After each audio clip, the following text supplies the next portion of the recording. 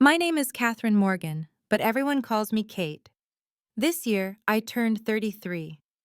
At an age when many expect a cozy home, a stable life, and a warm birthday celebration, I woke up in my small suburban Boston apartment to a moment that turned my entire world upside down. I still remember that morning vividly, the crisp, late December air, the sky just brightening after a rainy night.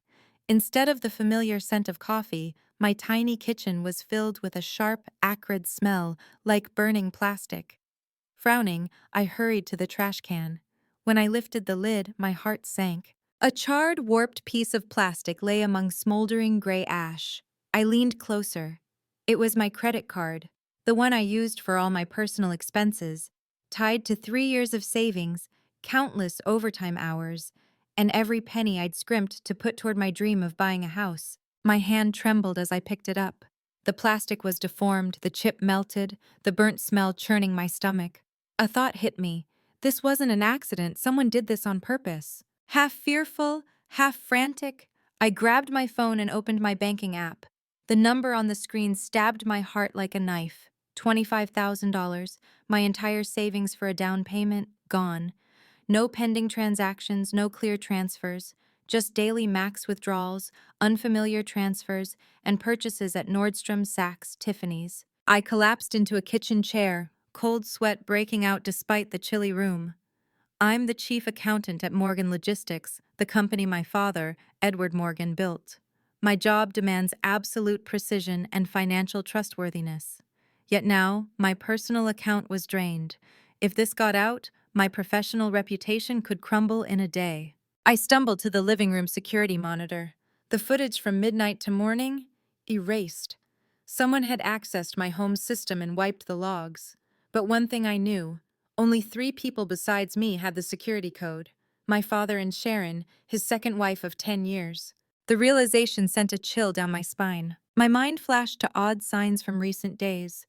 Sharon asking about my home buying plans, her concern unusually intense. Chloe, my half-sister, suddenly curious about my banking app, pretending to want financial tips.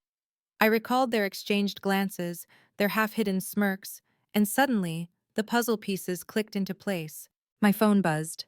A text notification popped up on the lock screen. Sender, Chloe. One line was enough to make my blood boil. Paris mornings are amazing, thanks, sis. I opened the message. There was Chloe, standing before the Eiffel Tower, champagne flute in hand, a Chanel bag slung over her shoulder, Dior sunglasses perched on her nose. The caption was a mocking jab. Thanks for funding this trip. Some people live, others just hoard like mice. I'll bring you a keychain, more your style. I bit my lip until it bled. My phone rang again. Sharon. I answered, only to hear her saccharine voice dripping with sarcasm. Cate, darling, be early tonight, okay? 8 o'clock, Grand Meridian Crystal Room. Everyone will be there. Partners, relatives, even the Hartmans. Don't embarrass us. I gripped the phone, my voice tight. Sharon, my credit card, my account. She cut me off, her tone casual, like she was teaching a lesson. Life teaches us what we need, dear. The weak get taken from. Don't make today a tragedy. It's your birthday. Smile, even if you're broke. She hung up, leaving me in suffocating silence. I sank to the floor, still clutching the phone. Rage flooded me, but beneath it, a new resolve stirred. For years, they'd mistaken my silence for cowardice, my patience for weakness. But today, on my birthday, I realized it was time to stop being a victim. I opened my laptop, saving every transaction, screenshotting every transfer and withdrawal. I noted the deleted camera logs as evidence of intrusion. My hands shook, but each action was deliberate. Then I opened my messages and texted Michael Grant, my father's trusted lawyer of many years. Michael, it's time. Meet me tonight at Grand Meridian. He replied within seconds. Everything's ready, trust the process. I leaned back, closing my eyes, taking a deep breath to quell my anger.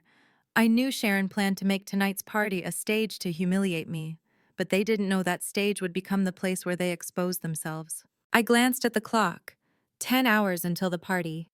The apartment was silent, but fear no longer gripped me, only determination. They thought they'd crushed me with their brazen theft? No, they'd just set the stage for their own downfall. If you've ever been belittled by family, had something you worked hard for stolen, you might understand how I felt that morning. Hurt, humiliated, heart torn in two. But instead of breaking, sometimes we turn pain into fuel, silence into strength. Have you ever been so underestimated that you questioned, am I really as weak as they think? If so, leave a comment so we can share our stories. You might wonder, why did I let myself fall into this situation, oppressed by my family for years without fighting back? The answer lies in the past decade, a time when I was reduced to a shadow in the house bearing the Morgan name. 10 years ago, at 23, I lost my mother to a sudden illness. She was my rock, the one who saw value in my quiet perseverance. After her death, our once warm home turned cold and empty. Before I could grieve, my father, Edward, quickly remarried a woman named Sharon. Sharon entered our home not just with a dazzling smile, but with her daughter, Chloe, 6 years my junior. From the start, I knew my place in the family was about to shift. Sharon was a master at playing the charming, cunning woman who seized what she wanted. In front of relatives and my father's friends, she constantly praised Chloe, her boldness, her charisma, her strength. Meanwhile, I became the target of her biting comparisons. Kate's always so hesitant, never speaks up. People like that don't go far, Sharon once said to my face at a family gathering. My father stayed silent, while Chloe smirked smugly. I swallowed my hurt, thinking silence was the way to keep peace. But the more I yielded, the deeper I was pushed into the shadows. Memories piled up. When Chloe turned 16, she got a brand new sports car as a gift. 3 months later, she crashed it. Sharon tearfully begged my father for a replacement, but he hesitated, citing tight finances.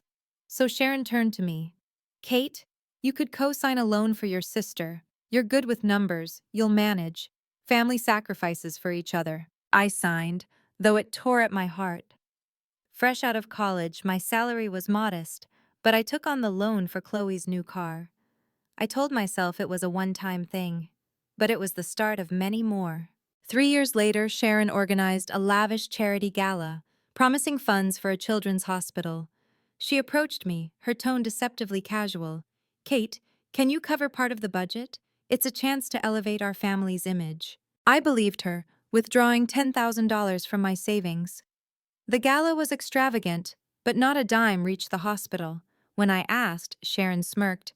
Oh, Cate, you're so naive. No one checks these things. It's all about branding. I was stunned but didn't make a scene. My birthdays? 3 years in a row, no one remembered.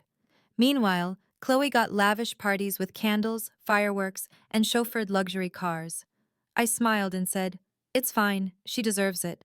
I was lying to myself. Despite the disrespect, I didn't let myself spiral. I threw myself into work, pouring my heart into numbers.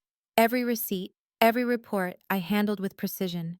I saved every penny, cut out luxuries, and focused on one goal, buying my own home, a place truly mine. My father, Edward, sometimes noticed my efforts. He rarely praised me, but I knew he saw.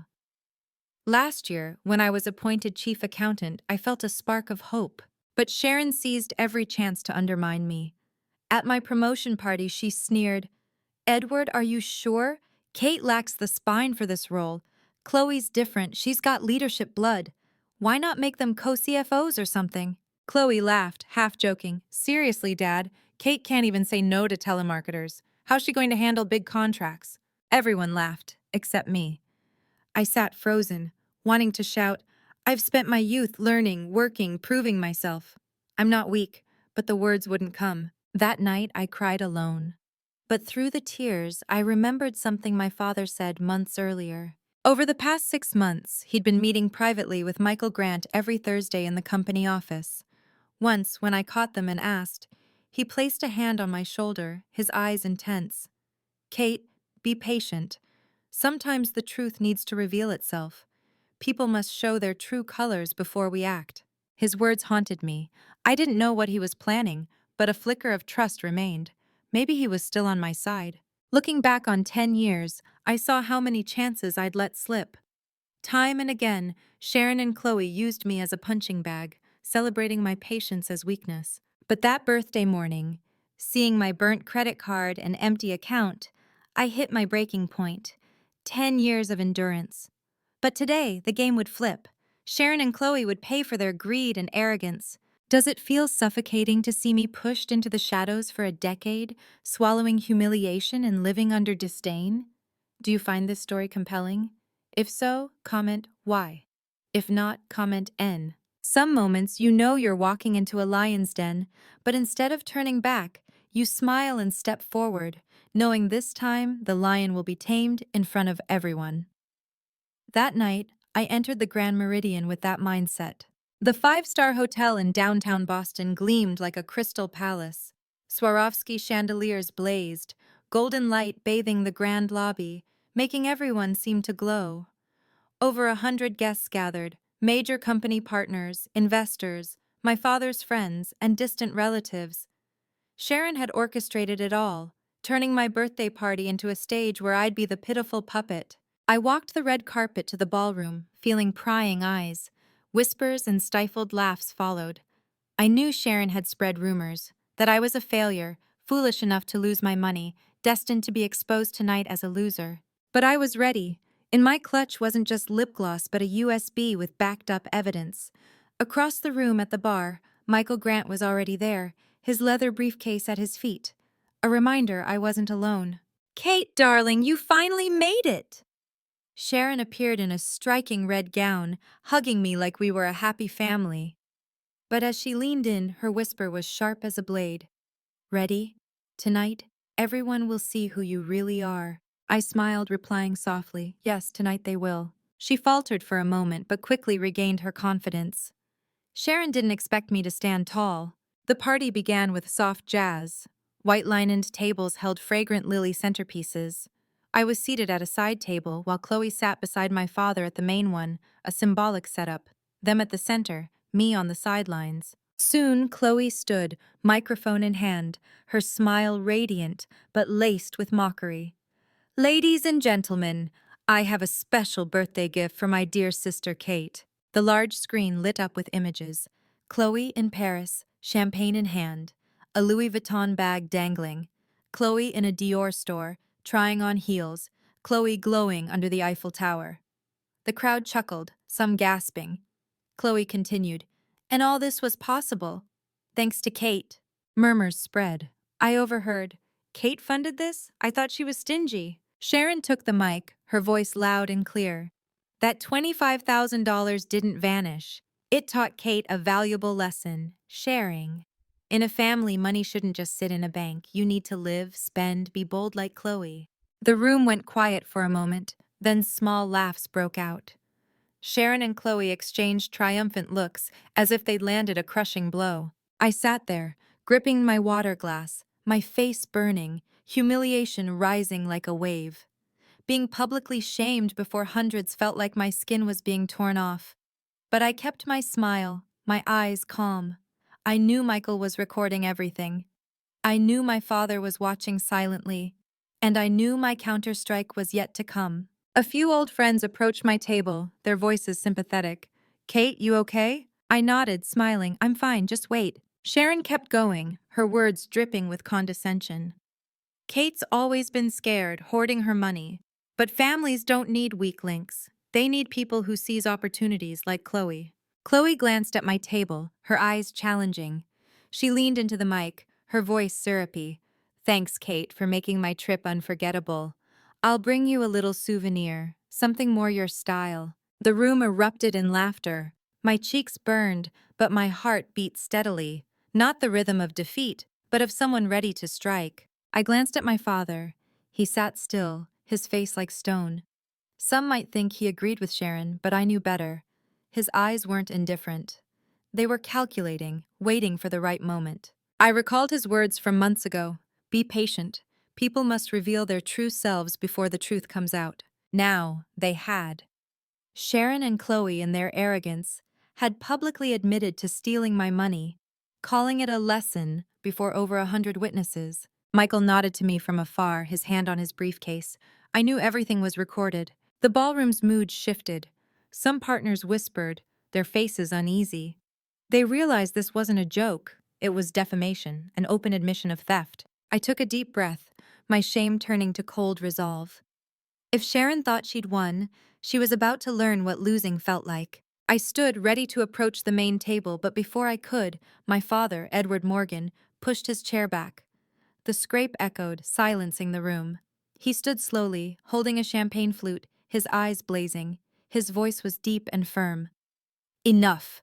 If we're talking family and money, let's talk all the way. The air froze. Sharon stiffened, Chloe paled. The room held its breath. For the first time in years, I felt hope ignite in my chest. If you want to hear more stories like mine or relate to the struggles I'm facing, check out my previous videos on this channel. Some silences are louder than any scream. When my father stood, the ballroom fell still. I heard the faint clink of a spoon against a glass, the jazz fading, and my heart beating steadily. After 10 years of silence, Edward Morgan, the man Sharon and Chloe thought would always side with them, spoke. He stepped into the center of the hall, his stride steady, like a general on a battlefield. Sharon rushed to grab his arm, but he brushed her off, his gaze icy. "Ladies and gentlemen," he said, his voice resonating, "we've seen enough of this performance. Now it's time for the truth." Sharon's face flickered with unease. Chloe sat rigid, her lips trembling. A nod from my father. Michael Grant opened his briefcase, pulling out a thick, neatly bound file. He signaled a hotel staff member, and within seconds, the screen displaying Chloe's Paris photos switched to spreadsheets and transaction charts. Numbers flashed rapidly. Dates, times, amounts, locations. January 15th, Michael's voice rang out. $8,000 spent from Morgan Logistics' corporate card, noted as client entertainment. In reality, it paid for Chloe Morgan's personal trainer contract. The room buzzed. Chloe stammered, "No, that's not me." The screen pressed on. February 10th, Michael continued, $15,000 withdrawn from the emergency fund, noted as Morgan Foundation Gala. No gala happened. The money went straight to Sharon Morgan's account. I saw guests raise eyebrows, others sigh. I remembered. That was the time I was pressured to fund the gala, and now the evidence was laid bare. March 3rd, Michael went on. $12,000 transferred to an account under CM Enterprises, owned by Chloe. Noted as business development. In reality, it was a failed online store that collapsed in under a month. Murmurs grew into a wave. Sharon's face flushed. She tried to interrupt. "It's just a misunderstanding." My father raised a hand, cutting her off. "No, Sharon, this isn't a misunderstanding. It's evidence." He turned to the crowd, his voice unwavering. For months, Cate has quietly done the work few noticed. She collected every receipt, every invoice, every suspicious transaction. She's not weak, she's patient. And I asked her to wait. My heart trembled. For 10 years, I'd longed for my father to publicly stand by me. Now, before everyone, he did. "Sharon and Chloe," he continued, his gaze piercing, "you thought my silence was complicity, but I was watching, seeing how far your greed would go." Michael stepped forward, placing 3 files on the main table. His voice was clear, each word a hammer. 1. Power of Attorney, POA, signed 6 months ago. From that moment, all financial control of Morgan Logistics belonged to Catherine Morgan. A gasp swept the room. Someone whispered, "She's the one in charge of finances?" 2. Board resolution, also signed 6 months ago. If any family member breached financial duties, Catherine Morgan would immediately become chief financial officer. I saw Sharon sway, clutching the table. Chloe sat frozen, eyes wide with horror. 3. Criminal complaint, already drafted. If the misappropriated funds weren't repaid within 48 hours, we'd file charges.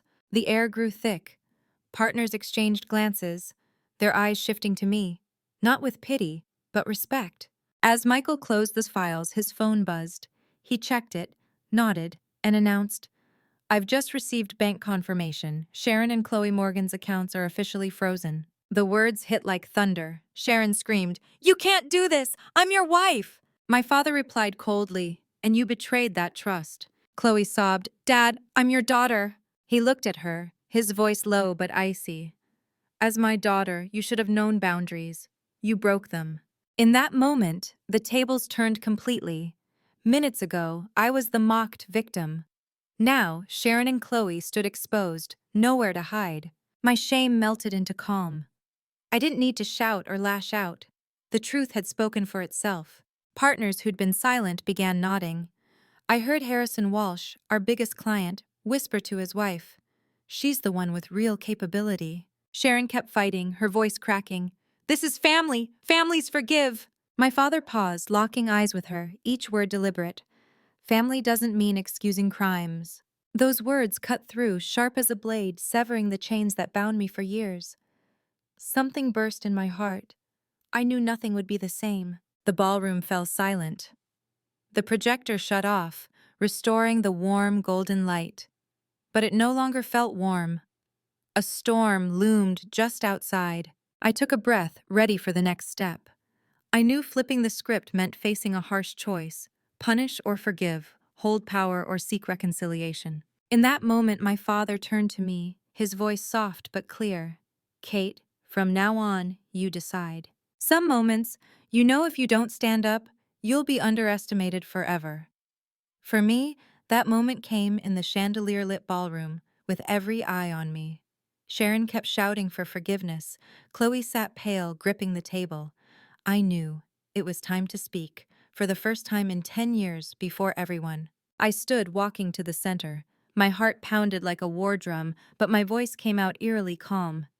"Sharon, Chloe, you have exactly 48 hours to repay the $25,000 taken from my personal account, plus all misappropriated company funds. 1 minute late, $1 short. The complaint goes to criminal court." A wave of murmurs swept the room. Some jaws dropped, others covered their mouths, a few nodded in approval.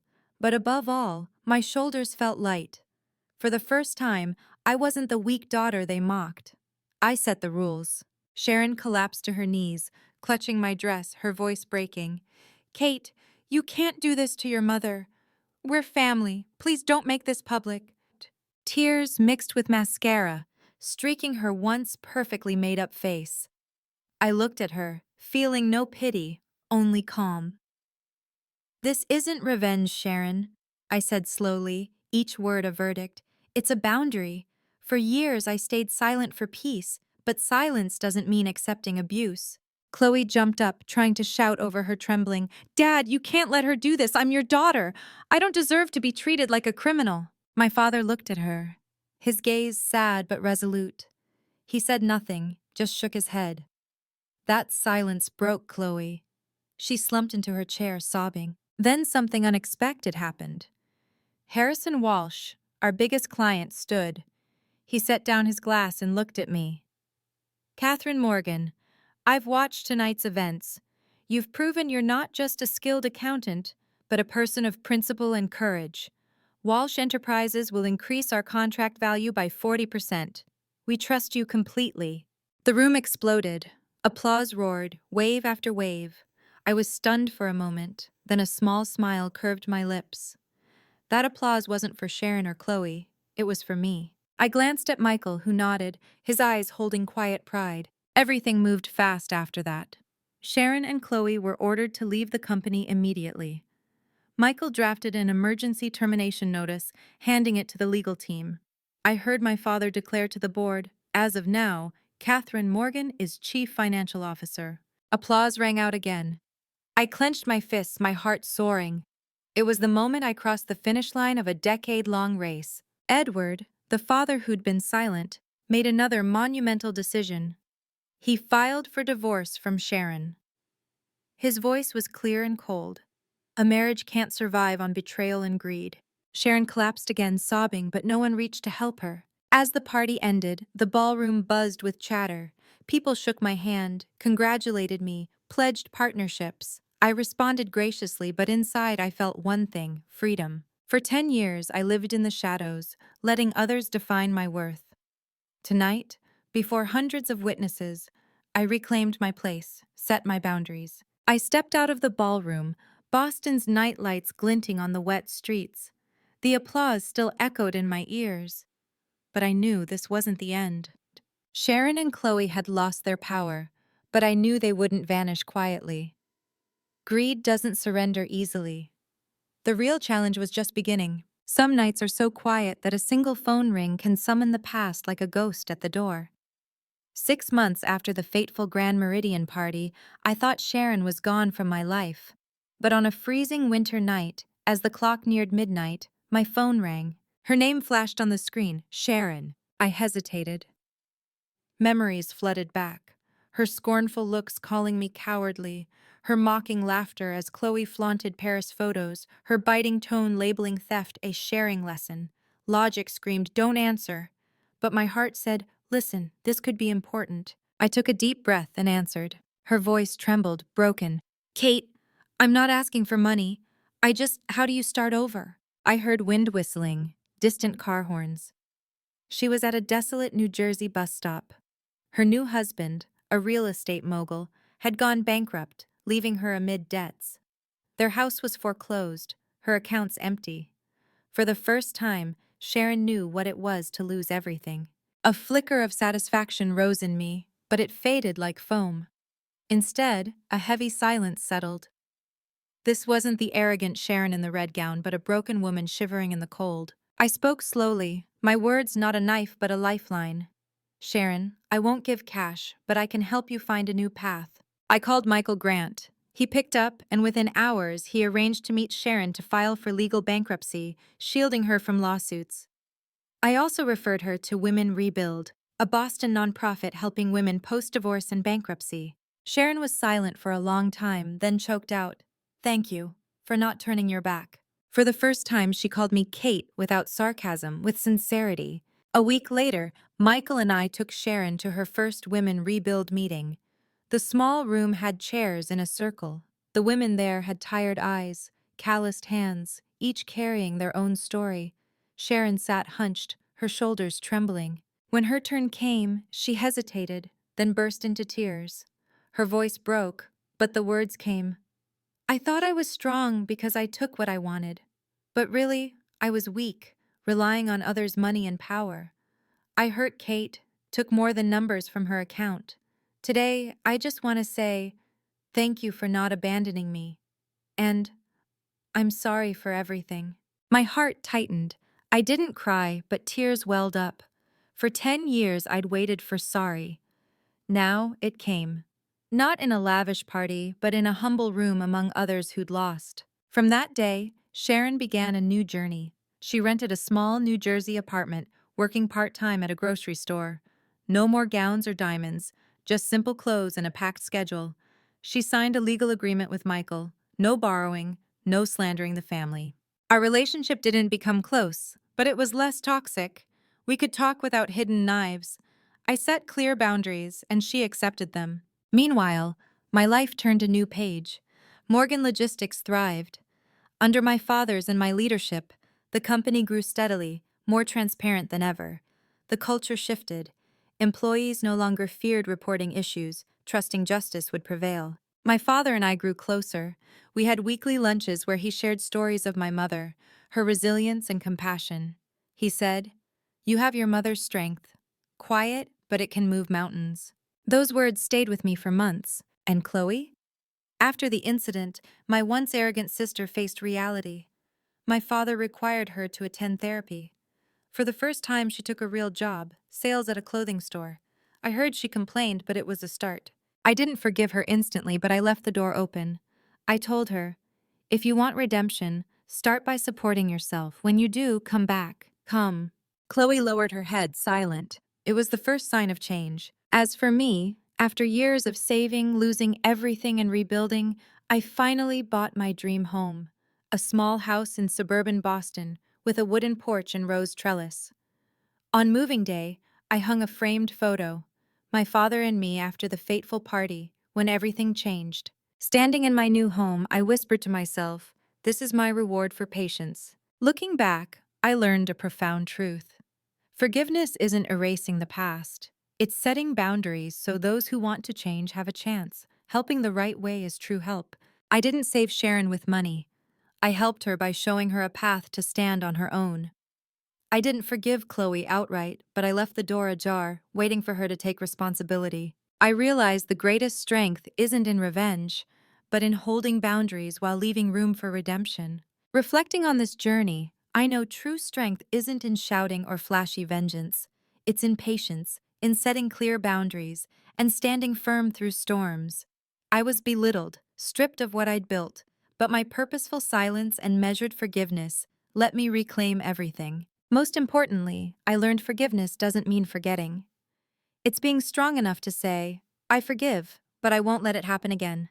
That's how I found freedom, mended relationships, and lived true to my values. If this story made you think, leave a comment below.